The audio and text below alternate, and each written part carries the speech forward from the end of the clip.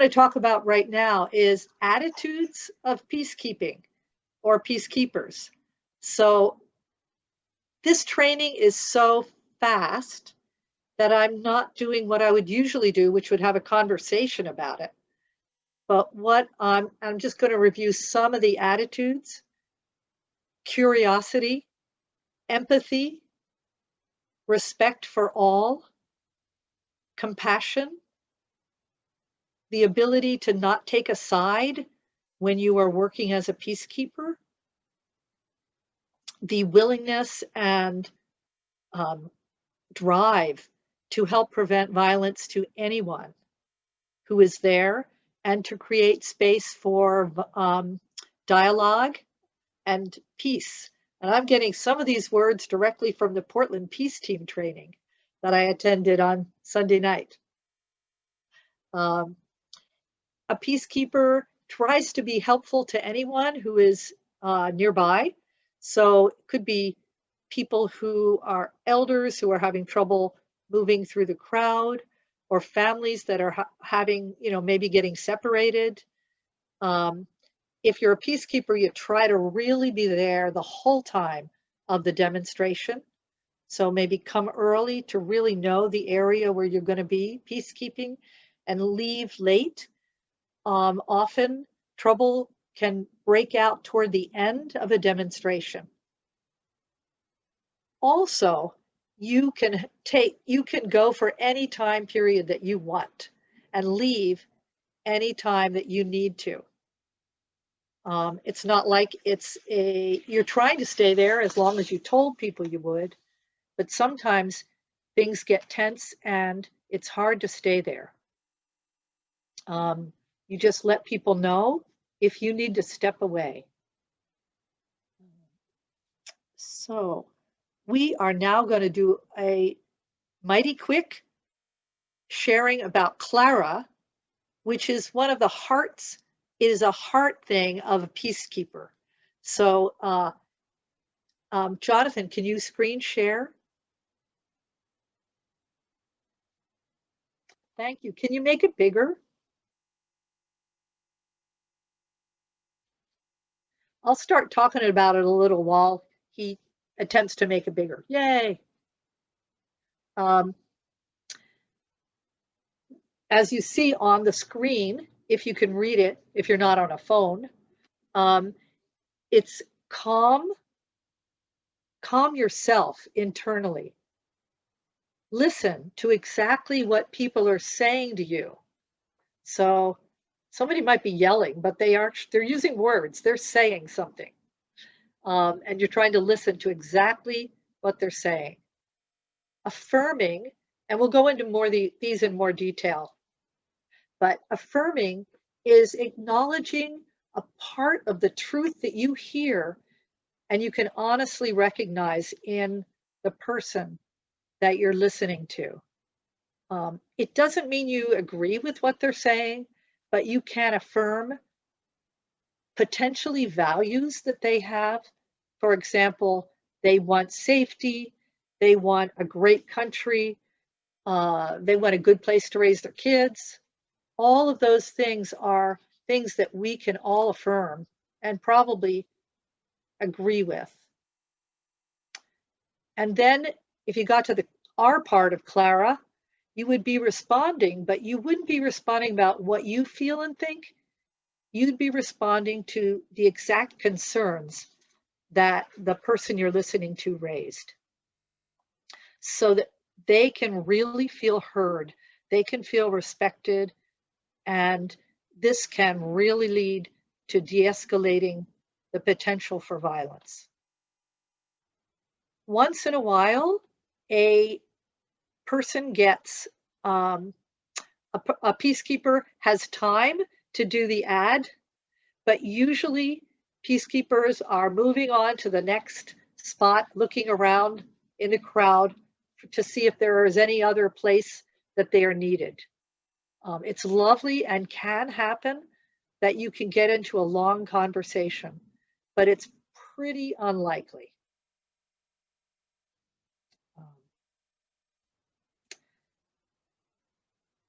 When your peacekeeping, you need to realize that a lot of times when people are raging, underneath is grief and fear.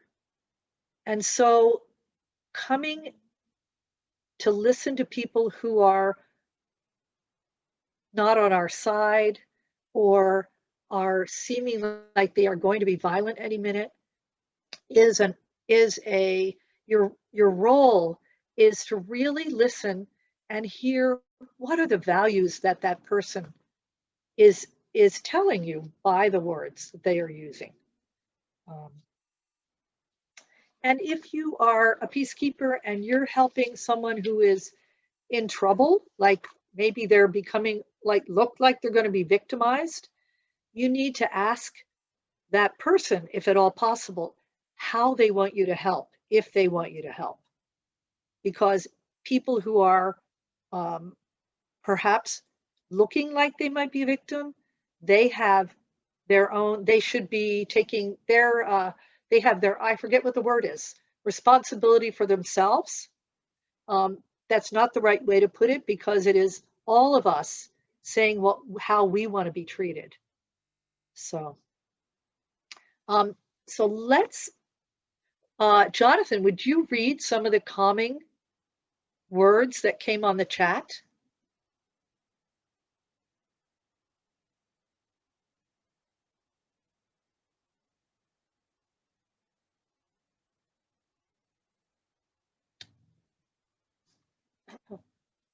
Can you read some of them out loud? You know I have trouble seeing them. You're muted. Okay. Breathe, relax your body, do a body scan, sing songs in your head. To calm at home, cooking and gardening. To calm at a demonstration, walking, reaching out to someone nearby and asking their assistance, visualizing a beautiful place.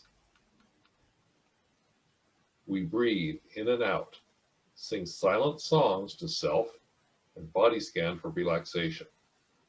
Good.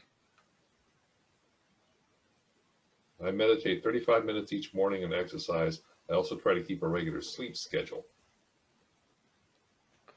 Hey, excellent ideas. So breathing, of course, is one of those key things that a lot of people mentioned when they wrote down their calming ways. And you can also think, I loved that there was oral way to do it by singing a song to yourself. You can also visualize a beautiful place like Mount Rainier, or you can see a cat in the arms of the person who is like yelling. You can make a kind of hand symbol, a physical symbol that helps remind you that you can be calm. And of course, that old standby, try to ground your body and really letting the earth hold you and letting the feelings of relaxation come into your body and to your face and all your muscles. So when we do the listening part of CLARA, we need to be aware of our body posture, whether we should make eye contact or not, and the position that we listen to people from. Some people are okay if we listen to them directly face to face, but a lot of people, especially people who are having emotional issues at the moment, prefer things like at an angle to them, or maybe even right beside them, so that you're not getting in their way, but you're being with them so you can listen. Let's see. So I'm going to talk about affirm for a minute. Don't worry, you're going to get to talk at some point, everybody. When we affirm somebody in the CLARA method, we are looking and listening for the feelings and values that they are telling us through whatever they're saying. You can let the person know, of course, that you're really listening by an occasional yeah, or just nodding or your head, but you try to keep listening, possibly despite the language that's being used, for the values and the underlying truths of that person. So, as I might have said earlier, the safety, security, a place to raise their kids that feels like safe to them. And those really make a person feel listened to if you can find them and say them to them. So you're listening to somebody who's pretty likely to be violent, possibly, and you're listening for the values that they're talking about. And if they are heard, it really is a great de-escalator. So it calms people down. We all want to be heard. We all want to be seen for who we are and the best that we are. So we are going into breakout rooms again. And there'll be a screen share. We're going to do some listening and affirming with each other. The question you see is, why did you come tonight?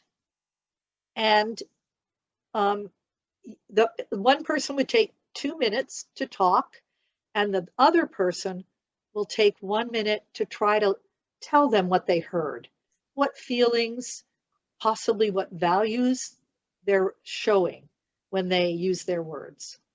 And then switch off. We're trying to keep everything really fast. So I think a total of 6 minutes is what we have planned for this. Okay, breakout rooms. Great. I want to ask for brief reactions that you've had. So you'll need to unmute yourself when you talk. And I'll try to watch for hands so that I can call on you to talk about the feelings that you got when you were really listened to by your partner, if that happened, and what kind of values you heard when they listened or when you listened. Okay, anybody have a response and unmute yourself? Sunny? I think it was really nice to feel some kinship, that this is a new situation for America in many ways. Not that it's unusual to protest or be in the streets or fight for some issue, but for these big issues, it's something very new. And so it feels awkward and uncertain. And the escalation on the other side about the militarization of police makes it a whole new ballgame. So there's some hesitance, and both of us felt that. And so it was very nice to share that anxiety, kind of, or awkwardness, and to find that it was comparable. So I think I should just speak for myself. I felt how nice it was to have my feelings mirrored in someone else's. Thank you, Sunny. Yeah. Jonathan, I can't see screen 2 if there is one. So Ellen? Yeah, well, what was interesting was that after we both shared and we heard each other, I felt a certain wonder about who this other person was, wanted to get to know them, and this was a perfect stranger. So there was a certain kind of, I don't want to call it, I guess it's intimacy or something that kind of sprang up of, this is somebody that I can trust. And that's what I felt. Great. Oh my God, don't tell me no mistake. Does anyone else have a comment?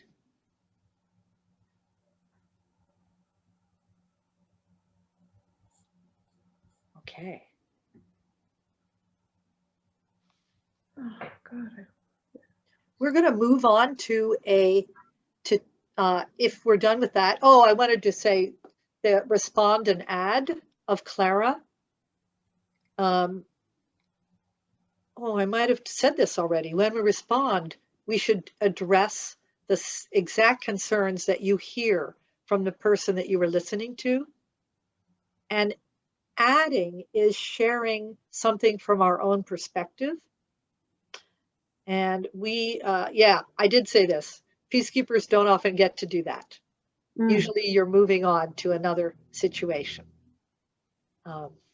Okay, we're going to talk about tactics unless someone else has a comment about being listened to. Okay. Anybody taking the safety training? Oops. So I'm going to talk about tactics for peacekeeping, and there are many, many tactics. So I'm just going to do a brief run through of some of them. Later, we are going to get, as breakout rooms, to do both quick decision making for a few typical things that happen at demonstrations, and then some peacekeeping scenarios that you, a group of 4 of you, will be trying to figure out your first move that you would make to help de-escalate the situation. So here are some of those tactics that you can use. Presence is a big one. Being visible in the crowd and being present to witness possible violent situations can help them calm down. It can help it calm down simply by walking toward people that look like they're going to get into a fight. As long as you don't look threatening and you try to look as friendly and calm as possible, then that can help them realize, oh, maybe this is not the place to have a fight. Maybe it's, I don't want to do this in front of those people. Sometimes it works like that. Think of, you might have seen the video of the potato chip guy on the subway in New York. And there was a fight, a pretty violent fight going on between 2 people. And he just stood up and walked between them while eating his potato chips. And it really calmed the situation down. He really didn't look at either of the 2 people, and he just kept eating, and they couldn't fight. So let's see. I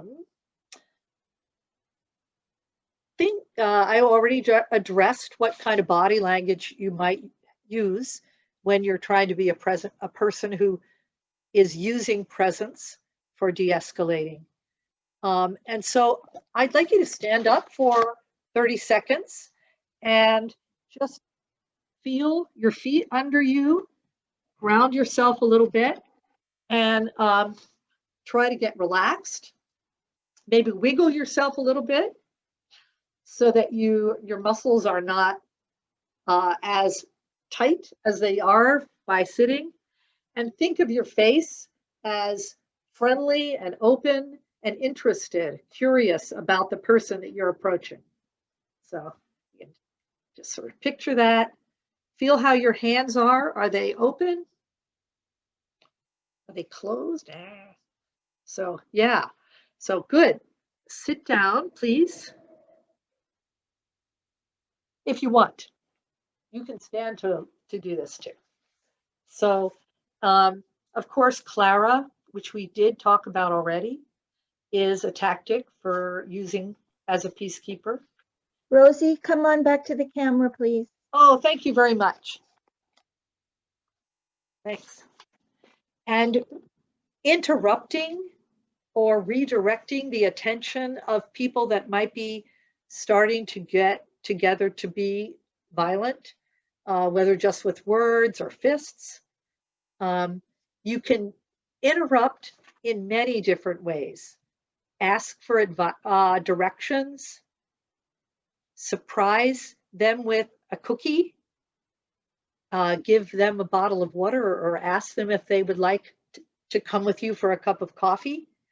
You can start to sing or ask a question like, I couldn't help but overhear your conversation, and I'd really like to ask about something that you were talking about. You could start dancing or share a joke I have a friend who actually really does that. She'll go up to anybody and share a joke. So I can't do that because I don't remember the punchline. So, when you are noticing a troublemaker in the crowd, you might try to do what you can to draw them away from the other people. So asking people, hey, won't you come with me? I can't hear quite what you're saying, but I'd like to listen to what you're saying. Will you come with me just over to this, a little bit of, not far away, but just a little bit away, to help move them out of a crowd, possibly. Interpositioning is what we talk about, a fancy word for being in between people. Usually we would start with coming near a trouble spot, and then maybe we would step between or among people who are who are getting aggravated, or we might stand next to them. I want to describe two different lines that is a continuum of lines that you could use if you needed to have a few people separate people who were getting aggressive. So this could be either counter protesters and protesters, or some people who are looking, or two people who are looking like they're going to fight.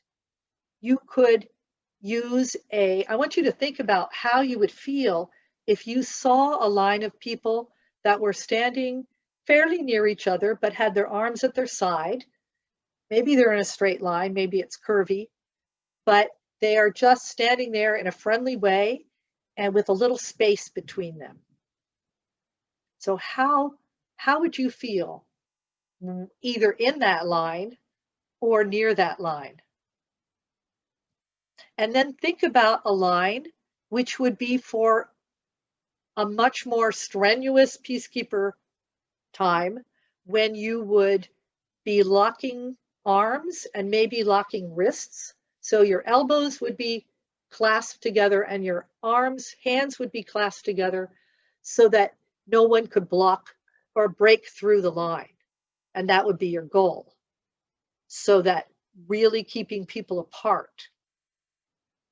So it's way different feeling. It can feel a lot more secure and more, you're really, really together with your peace team or peacekeepers, but it also looks more intense to the people who are nearby. So you want to judge, if you're going to make a line to separate people, what is the lowest key way I can do it? You're always looking for the smoothest and smallest way that you can change the event that you think might be going to happen. So let's see. I want to talk also for a moment about accompanying. Lots of times we have people who are at risk, and peacekeepers or peace teams can help them by being with them in circumstances where they could become a target. Sometimes people have peace teams come where they're speaking engagement and they're worried that the speaker will be targeted by someone in the audience. And so these things can really help people out. And having a visible presence of peacekeepers can reassure the crowd that there is some people really thinking about safety for everyone. If there were a fairly unsolvable small fight in a demonstration, you can use a couple of physical moves to separate people. You try never to touch people unless they give you permission.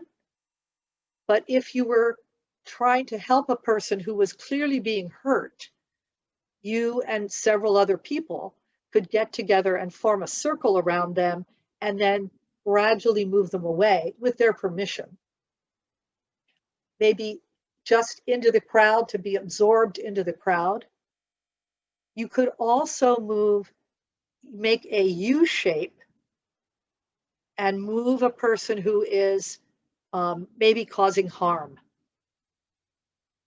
Whenever we do this, we are thinking about ourselves as peacekeepers and our ability to withstand what might happen, and to think, what is the best way that I could do it, and keep everything calm, keep people safe.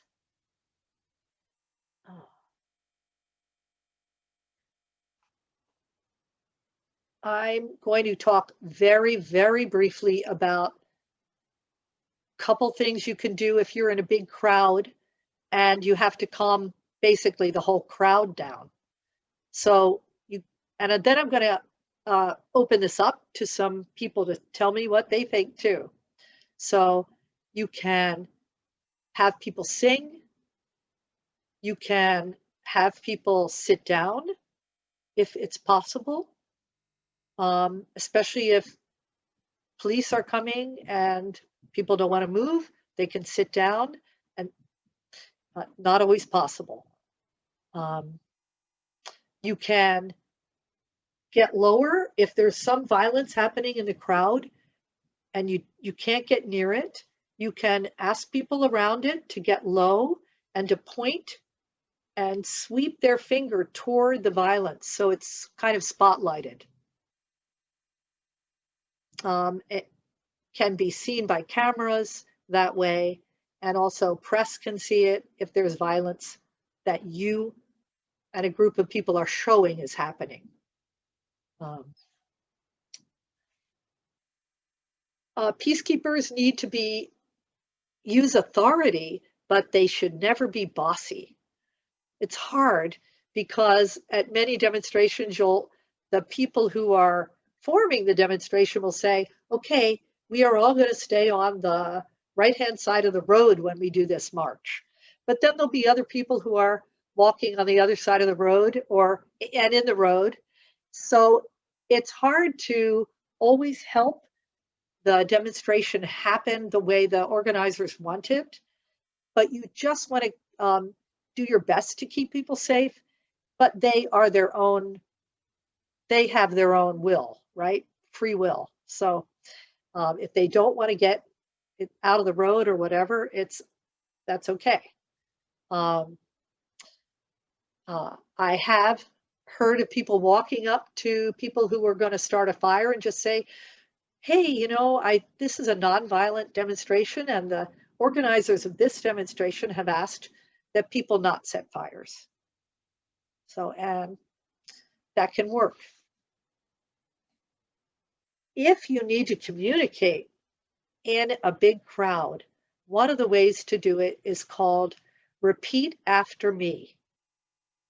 What you do is you try to say whatever you need to say to the crowd in a very simple way, and only say like 3 or 4 words at a time, asking people to turn around and repeat it to people behind them.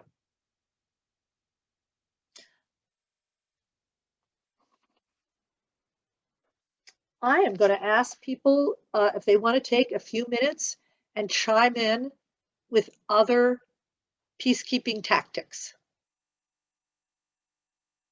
Raise your hand, and I think Jonathan can see both screens.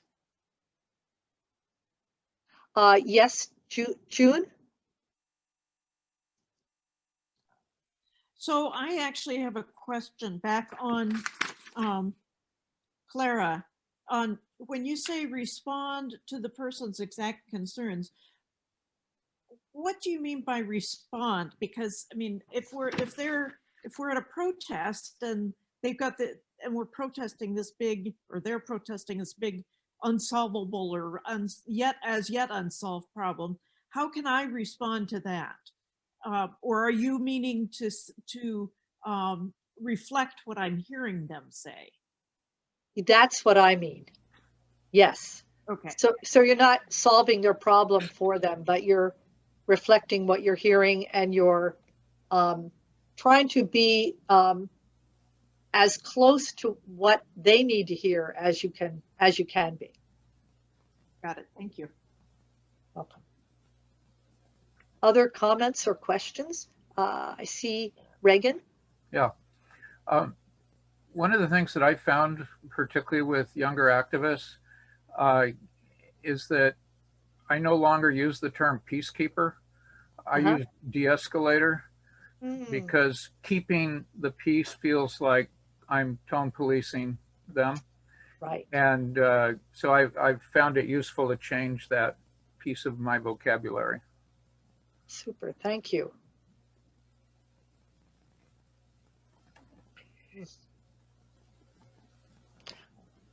Ellen? There was also something that Occupy used that was the repeat after me strategy, but they had another terminology for it and it's not coming to me. What was it called? It was something Mic check. Mic check. Mic check. Mic Thank check. you. Which is probably better to use these days.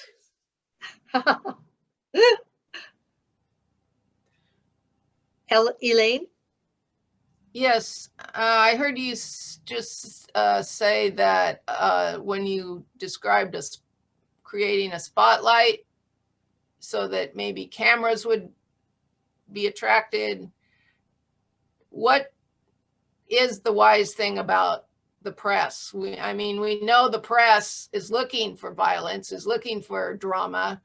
And so they might not always be actually helpful by attracting the press. Could that actually escalate violence when people realize that they're on camera and they're getting all this attention?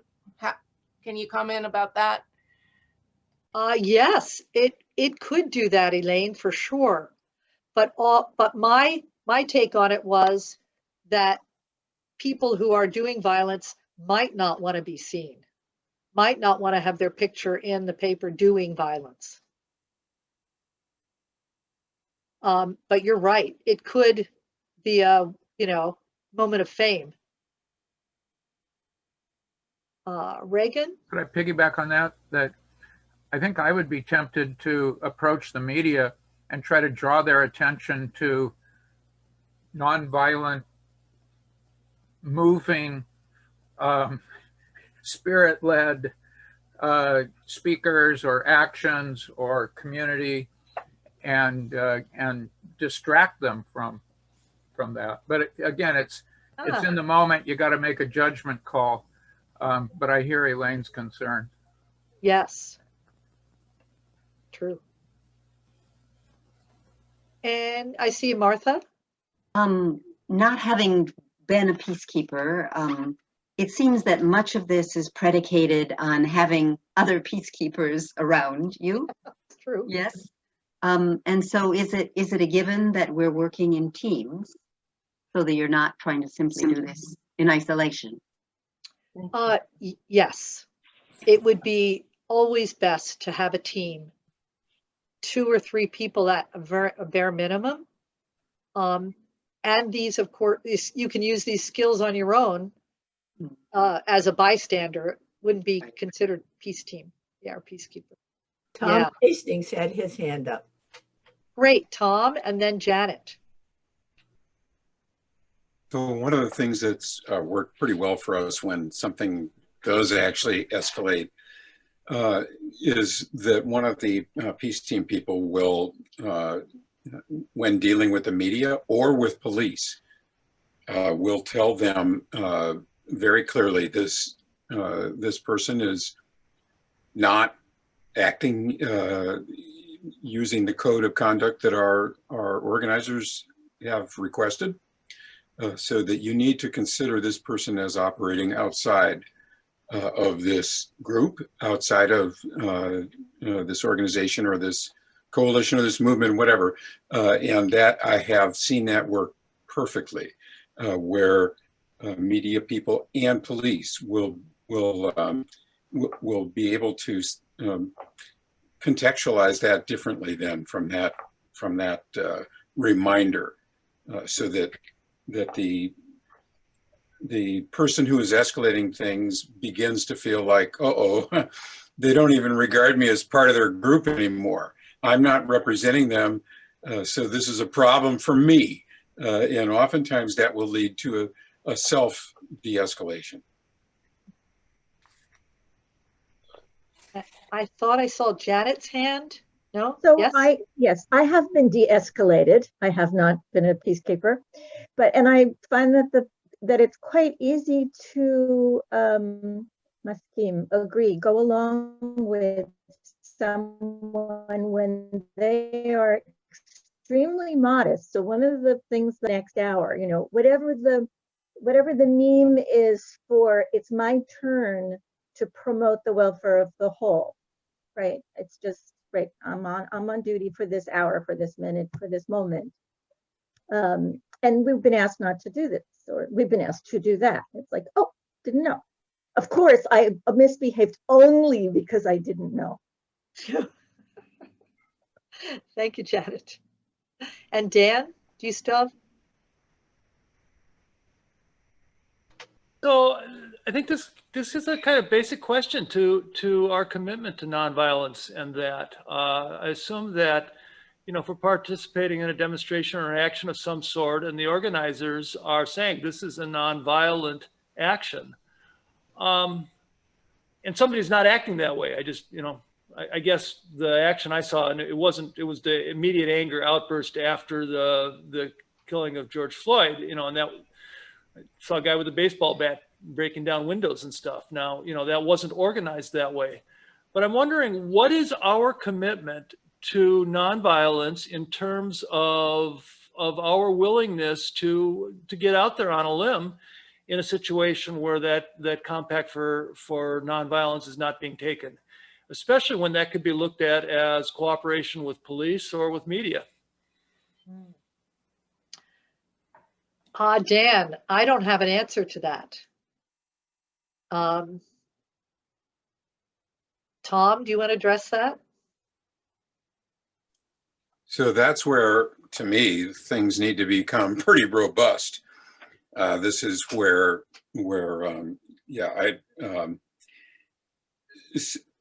you may need to actually interpose, as Rosie talked about earlier, so that this is not an action that is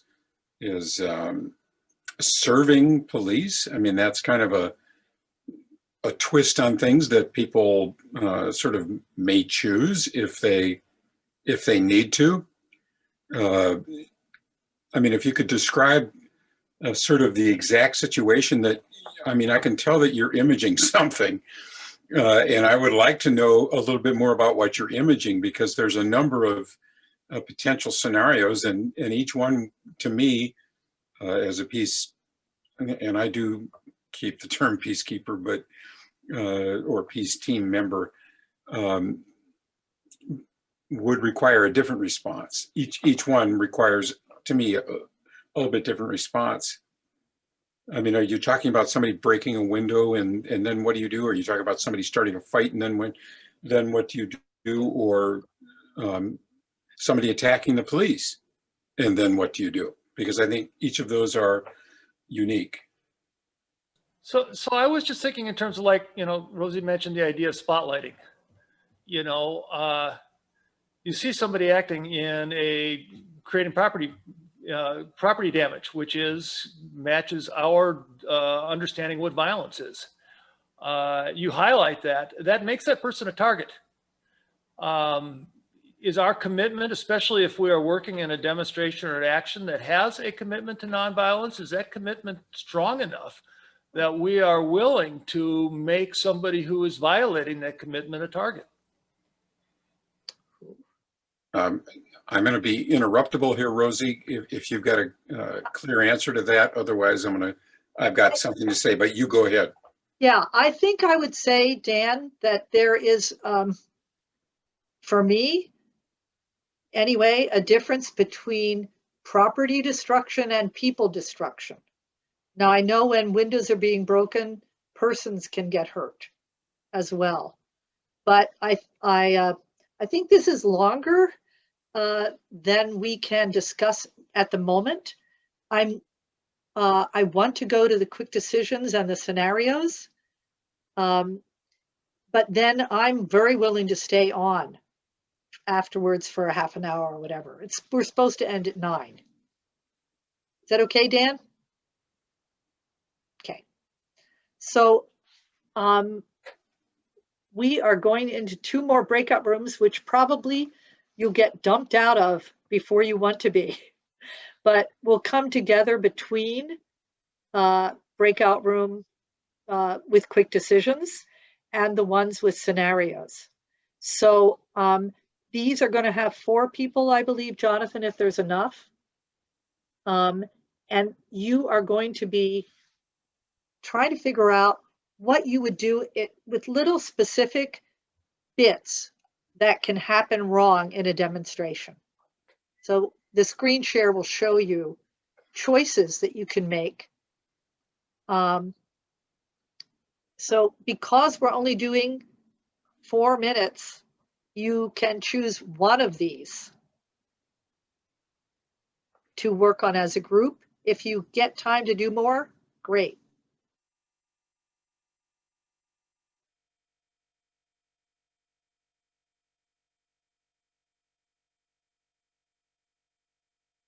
I would like to ask, what did you come up with? If you, I think you're going to have to tell us which one you did, because I don't know that you know numbers since you couldn't read it while you were in the breakout room. Jonathan, can you read number 1? Can you see the screen share easy?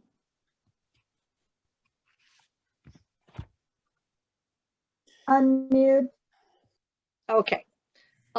In the march, someone falls down near your team and can't get up right away. How do you keep them safe? Did anyone work on that? I can't see hands because I'm on the screen share. So if you have a comment or if your group worked on it, please tell me. So yeah, our group worked on that one. And I started that by just suggesting something I got out of my experience as a ski instructor, which is you just stand and in front of them if the crowd is coming at them with your arms up, making a big cross and making sure that it protects the person from, a crowd trampling them or something. Obviously, you want to go get help as quickly as you can, but making sure that they're protected from people coming at them, particularly like if they're running away from tear gas or something. Great, great. We also talked of the need to have communication facilities, cell phones or walkie-talkies or something, if we needed to get medical team attention. And there were a number of other ideas that we came up with, but time is short. Yeah. So let's go to number 2, even though that's so brief. Another group shows up at the demo site where your group has a permit and wants to use the same space. What do? Did anybody work on that? Yeah, I worked on that. Go ahead. Basically, there was an example where that actually happened, and the leader moved the original group, to another location nearby, and both groups held their rallies. I thought that was a good solution. Great. Thanks, Meg.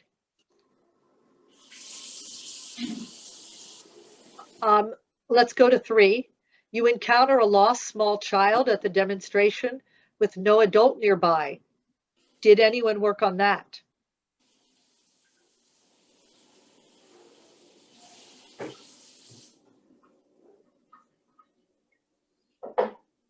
And I'm going to go on to number 4.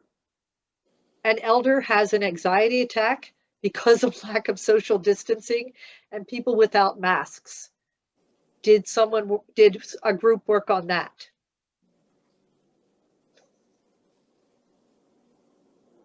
Carol, you want to say something, or Carol?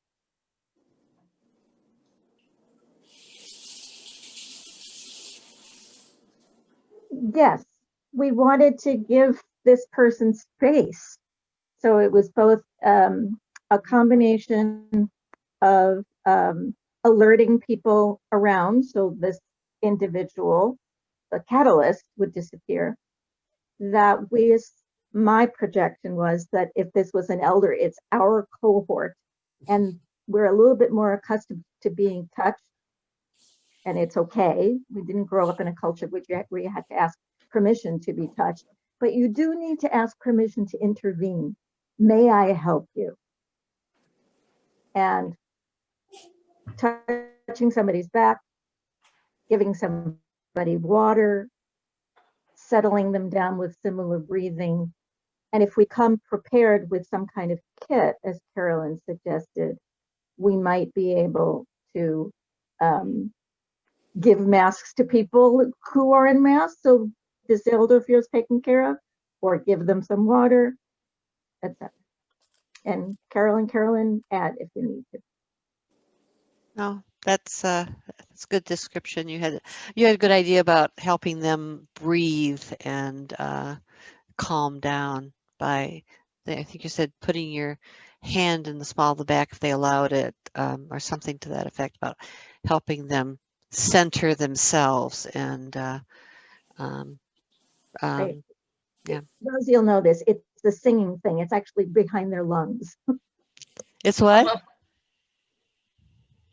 Put your hand behind their lungs, behind their back. You're muted. The bra strap place. It's the one across your back. If you put your hand there and breathe with them, that's what you do when you're helping somebody at a microphone who's not accustomed to being at a microphone. And it works in distress. Great. Or regulating. Okay, who worked on number 5? You are at a rally with school kids, and across the street, it looks like somebody has a knife strapped to their leg, under their pants. Just unmute yourself if you did. So there were a number of us, Ellen and Connie and Elaine. We didn't go through the details, but I think it was kind of critical that there's a team of peacekeepers who then perhaps come between the kids and the counter demonstrators and start, singing or doing something, dancing, doing something fun to kind of de-escalate the threat of this man with, someone with a knife. So I think it's definitely putting yourself in between, but doing it in trying a light way. But Ellen, Connie, Elaine, what else did we say? We talked about distracting the kids or the participants in the demonstration with these songs and chants. And then somebody also suggested that if somebody felt comfortable just trying to engage the people that were on the other side of the street, ask them a question, talk to them. Some people can do that, some people can't, but having a team of people and trying to provide some barrier. Great. All of you have come up with really good solutions to these quick decisions. John, stop that screen share because I want to ask a question of the whole group. The next part, which of course is crucial to this training, I was planning to have take about 25 minutes, and we are only 7 minutes from 9. Raise your hand if you're willing to stay for a while longer. Okay, so because we can't screen share the questions for the scenarios, or the scenarios for you to decide what actions you can take, I've chosen a few, and Jonathan, you're going to screen share them. We're going to let them be read, but I'm only going to suggest using certain ones. Certain one is A. So what I want you to do is try to figure out what your initial move would be to help bring safety to this situation. There's hecklers on the sidewalk. as a march is passing by. Some of the demonstrators start to get involved, reacting to the heckler. The goal of the march is to get to the federal building by a certain time. What could your group do? B, the crowd of demonstrators, in the crowd of demonstrators, one man appears to be getting geared up to fight one other person. One of the people is drunk, possibly, or high, or experiencing mental illness. There are loud voices yelling, big gestures, and the men are moving closer to each other. What could you do? I'm going to D now. Counter protesters are coming in a group toward the demonstration where you are peacekeeping. Let's say they are across the street from you and they start to move toward the demonstration and you're all on the sidewalk. I'm going to read two more. E, you are at a rally with school kids. Oh, wait, we did this, didn't we, Jonathan? Yeah. Okay, so G, while stopping cars at an intersection during a march, which is what one of the things peace team people or peacekeepers often do to keep people safe. It seems like one of the cars that has been waiting a while is really, really wanting to move ahead and cross the intersection that would be driving straight across the parade or the march. So what do you do? So I'm just having you think about those. Let me give you another minute to read A, B, D, E, and G. And then we'll go into breakout rooms for 15 minutes. You only have to choose one of these, but if you can do two, that would be great.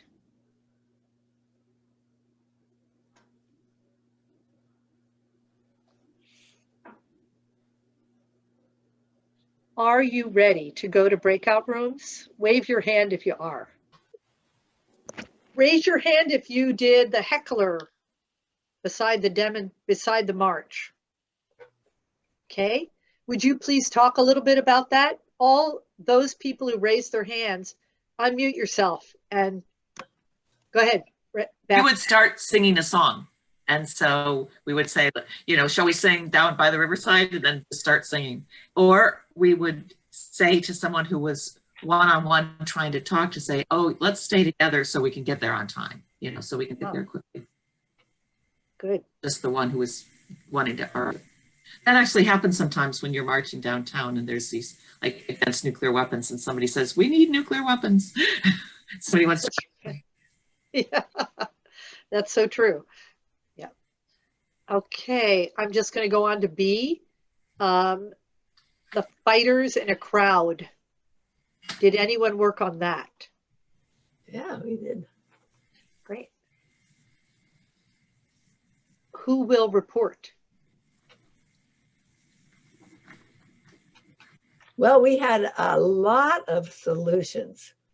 One, we would have two of us would try to engage each of the speakers in separate conversations so that they would not be concentrating on each other's. Or somebody would bring the potato chips and offer to share them. Or let's see, what was another? We had about 4 solutions. Depending whether the person was obviously drugged or obviously mentally ill, we would try to meet that person's particular needs. Again, by trying to get them into a private conversation. What were our others? We had several solutions. Carolyn? Yeah, I wasn't part of that group, but I was in Janet and I were in a group, just the two of us, and she has a wealth of knowledge, apparently, as been doing this for a while, and it was important to me because I live in Paulsbo, and we recently had a vulnerable person shot and killed by the local policeman, and during 3rd of July. And I learned a lot from. She said what she would do is she would go, and that was a power thing. You know, there were like 3 white policemen and our indigenous Suquamish tribal member who was had some substances in his blood. It was found out, but he had a screwdriver and he was shot dead. And so Janet was saying, just making noise, vulnerable person here, making a noise, and like like changing the dynamics, making the police or whoever realize that this guy was vulnerable, and then making people like, you know, spread out. And so I don't know, because that's been a horrible situation for us here in Paulsbo. Thank you. Thank you. And I appreciate Janet because she was a wealth of knowledge. Thank you. One other person in our group said to just say stop it and see if that distracts people enough to get them to stop. That's good. But the other thing was to, if it is somebody who's mentally ill or ranting, or just somebody who's drunk and ranting, to try to repeat really calmly what they're saying so they think they're being, or they know they're being heard. And sometimes that'll help them get a little bit calmer too. Yeah. Great. Okay, D. Counter protesters are coming toward your group. June? So our group also worked on that previous one. Oh. And, one suggestion has already been mentioned, but one other suggestion was if there's one aggressor who is much larger than the other, that twice one person in our group has gone to that person and said, you know, you're really intimidating, and there's something along those lines, and that was enough to validate them, and they backed down. Wow. Huh. Tom, can you say any more? Because that's all I recollect, but there was a little more to it than that. No, you just said in very fewer words what I took longer to explain. Thank you very much, June. No, that's it. It's just you're giving them that validation. And that's oftentimes kind of enough for their ego. And they were trying to establish domination, and now they've got recognition that they've done that. Oh, the other thing Tom said to one of them was pointing out that he had a lot to lose if he did any more. You know, he just said, you know, you've already won. You don't need to do any more and get more problems for yourself. Okay.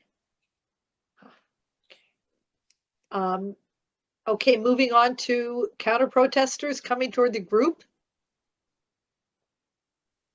Did any group work on that one? We worked on that one too. Oh, good. Ellen. How did I get chosen? I'm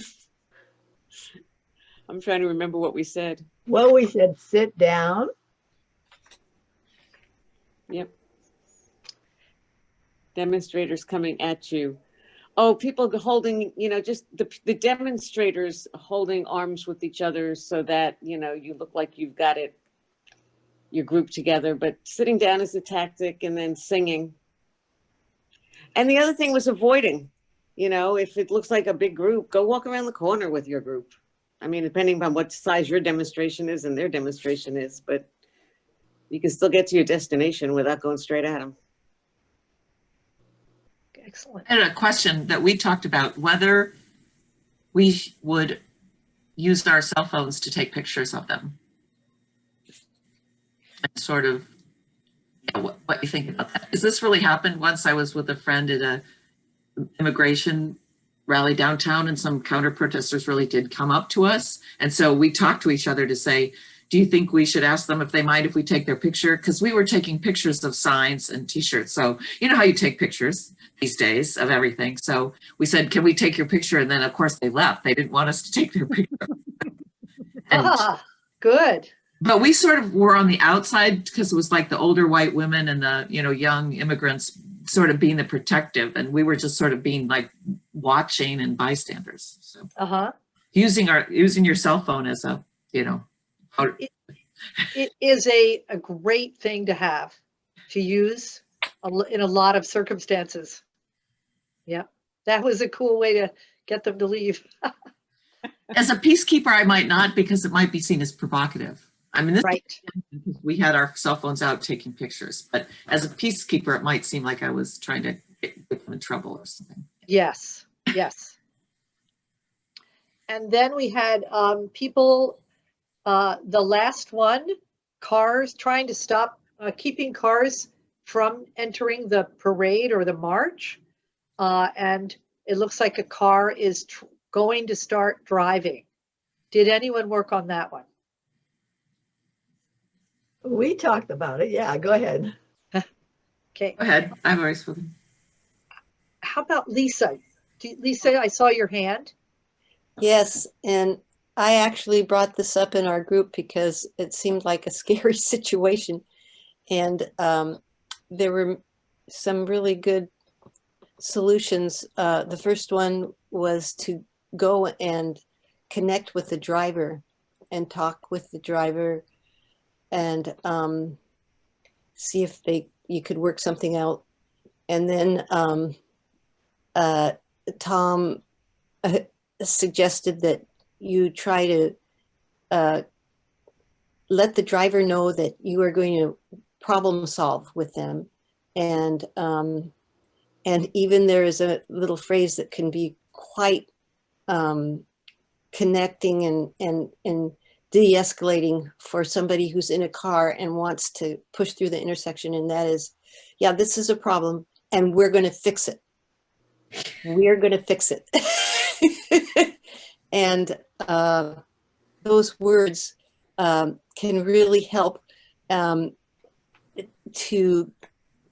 start the conversation on what could be done, whether it's turn around or back up or just whatever can be done. Wow, great, great. Did any other thing come through from that? I love the communication. That is really key. Keeping people informed about what might happen or how they could, you know, we could fix it. Okay, Dan? I'd clearly want to video it and take a license plate, especially if they're, you know, I would hope that people would get out of the way in that situation. It's not worth dying over, but I would clearly want to be able to identify what happened and who did it. You might ask somebody else to take the picture for you if you were a peacekeeper. I would say. Yeah.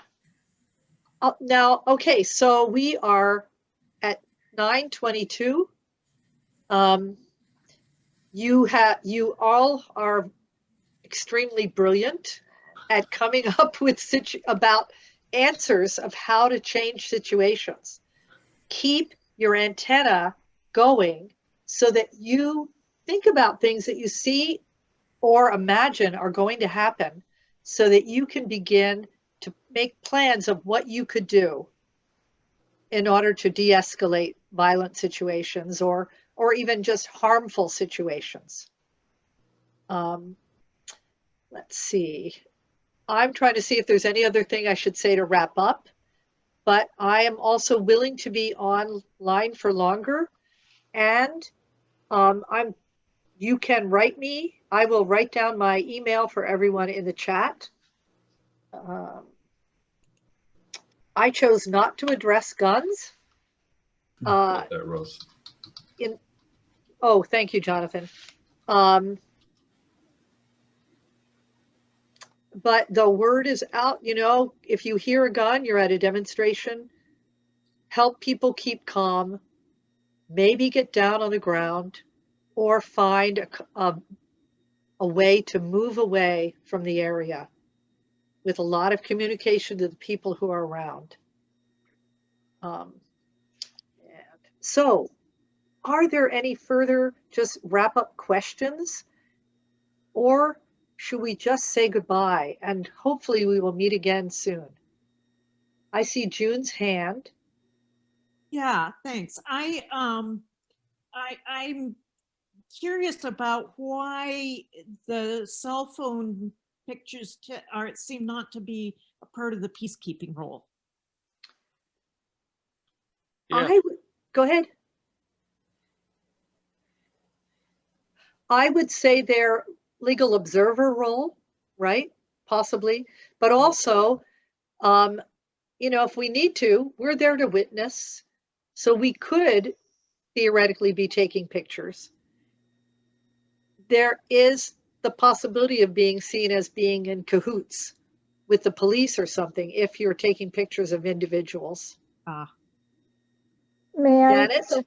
Well, part of it is, regardless of what we think about this individual or feel about the individual, that is punitive behavior.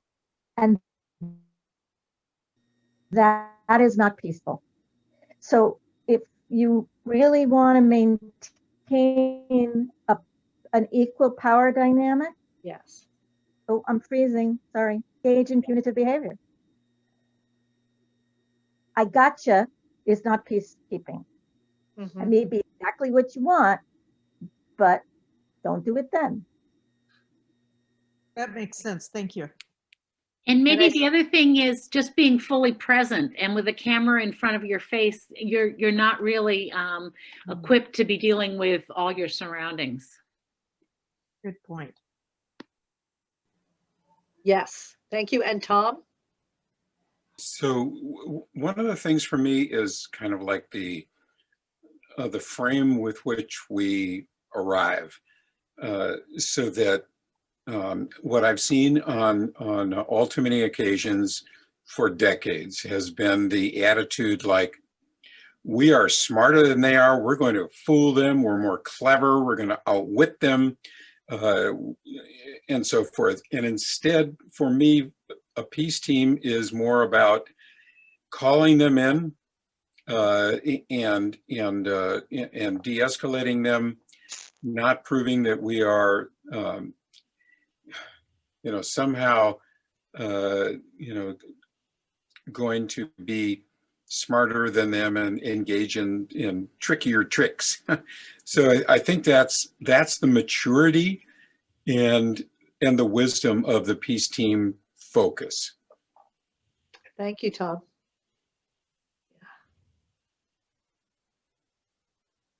Elaine?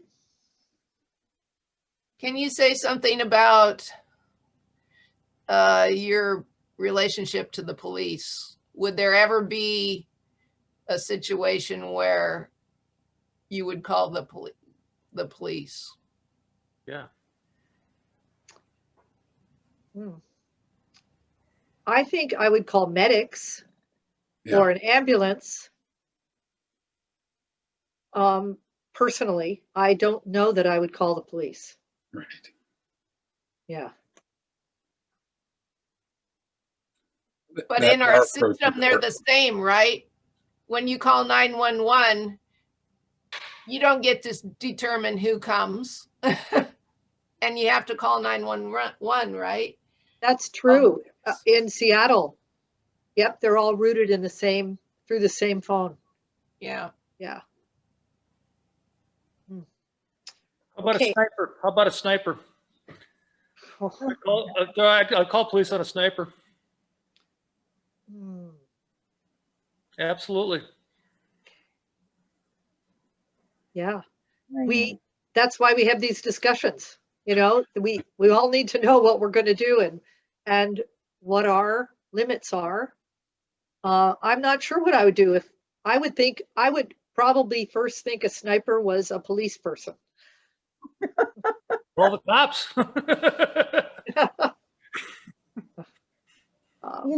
Rosie, you reminded me of what you told us early, which is do what you committed to do. But if you can't do it, tell somebody you can't do it anymore and stop doing it. Yes. Right. So if you really think that everyone is threatened, you can leave and have them leave too. Yes. Okay, my friends, I am going to say that it's time for us to say goodnight. Thank you very, very much for sticking with this evening. And I will hope that I will be fortunate enough to peacekeep or be doing peacekeeping work with any of you. Thank you. Thank you. Thank you. Thank you all. Thank you very much for organizing this. Yeah, it was Thanks, wonderful. Rosy. Okay, good night. Good night. Night.